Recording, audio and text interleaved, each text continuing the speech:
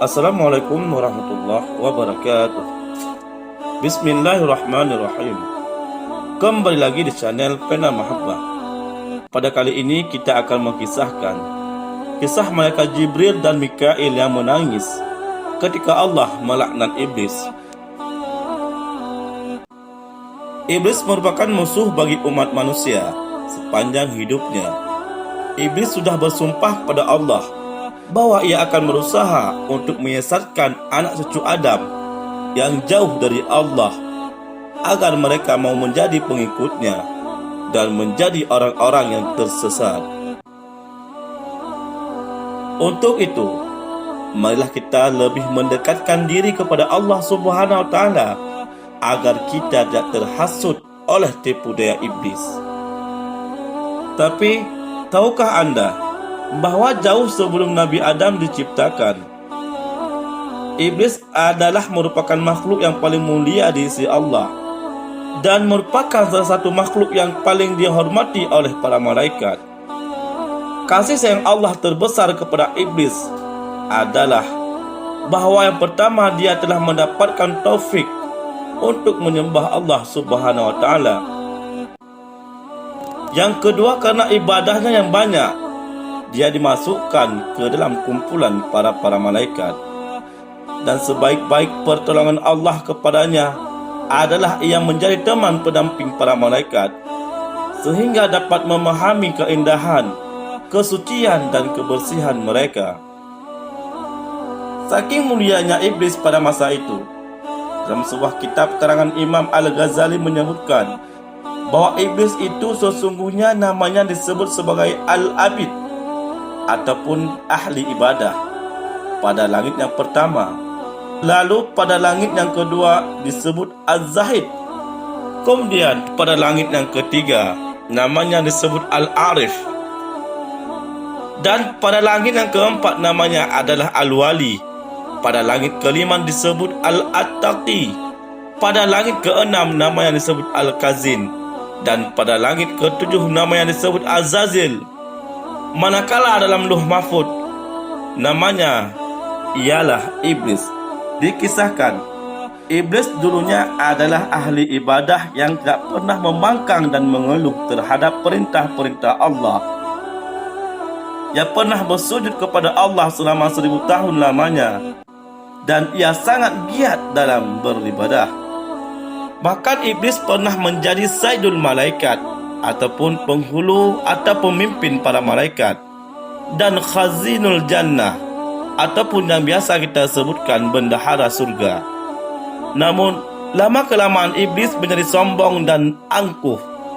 Ia menganggap bahwa dirinya adalah makhluk yang paling tinggi derajatnya di antara makhluk-makhluk Allah yang lainnya. Hingga pada suatu saat ketika Allah baru saja menciptakan Adam sebagai manusia, maka Allah memerintahkan iblis untuk bersujud kepada Adam. Lalu iblis berkata, "Adakah engkau mengutamakannya daripada aku? Sedangkan aku lebih baik daripadanya. Engkau jadikan aku daripada api, dan engkau jadikan Adam daripada tanah." Kemudian Allah berfirman kepada iblis, "Aku membuat apa yang akan kukehendaki." Oleh karena iblis memandang dirinya penuh keagungan, maka dia enggan sujud kepada Adam karena ia merasa bangga dan sombong. Dia berdiri tegak hingga malaikat selesai bersujud. Ketika para malaikat mengangkat kepala mereka, mereka mendapati iblis tidak sujud, sedangkan mereka telah selesai sujud. Maka para malaikat bersujud kembali untuk kali keduanya karena bersyukur. Tetapi iblis telah dirasuki oleh sifat angkuh dan sombong, tetap enggan sujud. Dia berdiri tegak dan berpaling daripada malaikat yang bersujud. Dia tidak ingin mengikuti mereka, dan tidak pula dia merasa menyesal atas pembangkangannya terhadap Allah Subhanahu wa taala. Kemudian Allah merubahkan mukanya pada asal yang sangat indah cemerlang ke bentuk hina yang menyerupai babi hutan. Allah membentukkan kepalanya seperti kepala unta, Dadanya seperti daging yang menonjol di atas punggung. Wajah yang ada di antara dada dan kepala itu seperti wajah kera. Kedua matanya terbelah pada sepanjang permukaan wajahnya. Lubang hidungnya terbuka seperti cerek tukang bekam. Kedua bibirnya seperti bibir lembu. Taringnya keluar seperti taring babi hutan, dan janggut terdapat sebanyak 7 helai. Setelah itu Allah mengusirnya dari surga, bahkan dari langit, dari bumi, dan ke beberapa jazirah. Dia tidak akan masuk bumi melainkan dengan cara sembunyi. Allah melaknatnya hingga hari kiamat karena dia menjadi kafir.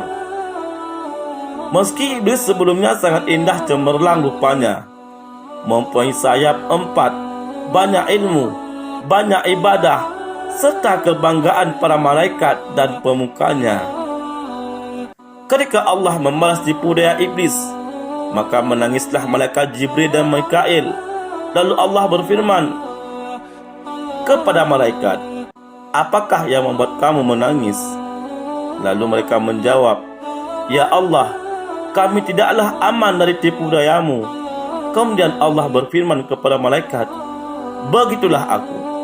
Jadilah engkau berdua tidak aman dari tipu dayaku." Setelah diusir dari surga, maka iblis berkata, "Ya Tuhanku, Engkau telah mengusir aku dari surga disebabkan Adam, dan aku tidak menguasainya melainkan dengan penguasaan-Mu." Lalu Allah berfirman pada iblis, "Engkau dikuasakan atas dia, yakni atas anak cucu Adam, sebab para nabi adalah maksum." Berkata lagi iblis, "Tambahkanlah lagi untukku." Allah berfirman, "Tidak akan dilahirkan seseorang anak baginya, kecuali tentu dilahirkan untukmu." Berkata iblis lagi, "Tambahkanlah lagi untukku." Lalu Allah berfirman, "Dada-dada mereka adalah rumahmu. Engkau berjalan di sana sejalan dengan peredaran darah." Berkata lagi iblis, "Tambahkanlah lagi untukku." Maka Allah berfirman lagi yang bermaksud, "Dan kerahkanlah terhadap mereka pasukan berkuda dan pasukan yang berjalan kaki." Artinya, mintalah tolong menghadapi mereka dengan pembantu-pembantumu, baik yang naik kuda maupun yang berjalan kaki, dan berserikatlah dengan mereka pada harta, yaitu mendorong mereka mengusahakannya dan mengarahkan ke dalam haram, dalam berbuat perantaraan mendapat anak dengan cara yang dilarang, seperti melakukan sengsama dalam masa haid, berbuat perkara-perkara syirik mengenai anak-anak itu dengan memberikan nama mereka Abdul Uzza, menyesatkan mereka dengan cara mendorong ke arah yang batil, mata pencarian yang tercela dan perbuatan-perbuatan yang jahat, dan berjanjilah mereka. Hal itu juga disebutkan dalam surah Al-Isra ayat ke-64 yang artinya, "Dan hanguslah siapa yang kamu sanggupi di antara mereka dengan ajakanmu, dan kerahkanlah terhadap mereka pasukan berkuda dan pasukanmu yang berjalan kaki, dan berserikatlah dengan mereka pada harta dan anak-anak, dan berjanjilah mereka, dan tidak ada yang dijanjikan oleh syaitan kepada mereka melainkan tipuan belaka." Quran Surat Al-Isra ayat ke-64. Sebelum dilaknat Allah, iblis melakukan tugas-tugas yang mulia yang diperintahkan Allah kepadanya, yaitu iblis sebagai penjaga surga dalam kurun waktu selama 40.000 tahun. Iblis pernah hidup bersama bergabung dengan malaikat selama 80.000 tahun. Iblis diangkat menjadi penasihat malaikat selama 20.000 tahun. Iblis menjadi pemimpin malaikat dalam waktu 30.000 tahun. Iblis melakukan tawaf di aras bersama para malaikat dalam waktu 40.000 tahun. Jadi, keseluruhan iblis beribadah melakukan semua perintah Allah dalam kurun waktu 185.000 tahun lebih. Selama dalam ibadahnya, Seperti kita umat Islam melakukan solat, puasa, tawaf dan para malaikat, iblis tidak merasa lelah dan mengeluh dalam menjalankan perintah Allah yang mulia ini. Iblis menjalankan dengan ikhlas, tidak ada niat apapun kecuali karena Allah semata. Pada masa itu, malaikat dan lainnya memberi gelar kepada iblis Al-Aziz, makhluk yang mulia. Ada yang memberikan gelar A'zazil ataupun panglima besar malaikat.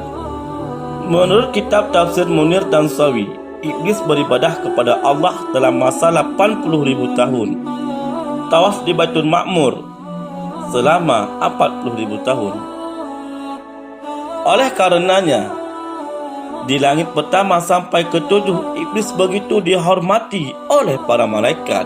Malaikat di penjuru alam semesta, dari bumi, langit, Baitul Ma'mur, Arash dan sebagainya, mereka semua menghormati pada iblis sebagai makhluk Allah yang terhormat dan termulia.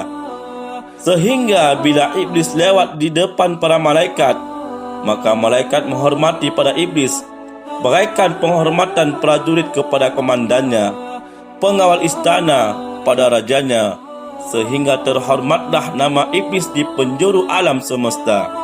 Namun sayang, di Lauhul Mahfuz tulisan iblis terselubung rapi, tidak satu pun makhluk yang tahu kecuali Allah. Dalam sumber lain, iblis pada mulanya bernama Azazil dan tinggal di bumi. Azazil adalah jin yang taat kepada Allah, dan memang iblis sebenarnya adalah dari golongan jin seperti firman Allah. Dan ingatlah ketika kami berfirman kepada para malaikat, sujudlah kepada Adam, maka sujudlah mereka kecuali iblis. Dia adalah dari golongan jin, maka ia mendurhakai Tuhannya. Quran Surah Al-Kahfi ayat ke-50. Dia menyembah Allah selama 1000 tahun. Lalu Allah mengangkatnya ke langit pertama. Di langit pertama, Azazil beribadah menyembah Allah selama 1000 tahun. Kemudian dia diangkat ke langit kedua. Begitu seterusnya hingga akhirnya dia diangkat menjadi imam para malaikat. Apapun perintah Allah kepada malaikat juga adalah perintah baginya, karena dialah imam para malaikat yang memimpin malaikat. Azazil adalah imam dari seluruh malaikat. Dari kisah ini kita bisa mendapatkan pelajaran bahawa iblis yang dulunya adalah ahli ibadah dan makhluk Allah yang mulia sekalipun bisa menjadi makhluk yang dilaknat oleh Allah karena kesalahannya. Untuk itu, sebaiknya kita menjauhi sifat-sifat iblis seperti sombong, angkuh, iri, dengki, dan yang lainnya, agar kita terhindar dari laknat Allah Subhanahu wa taala. Wallahu a'lam bissawab. Wassalamualaikum warahmatullahi wabarakatuh.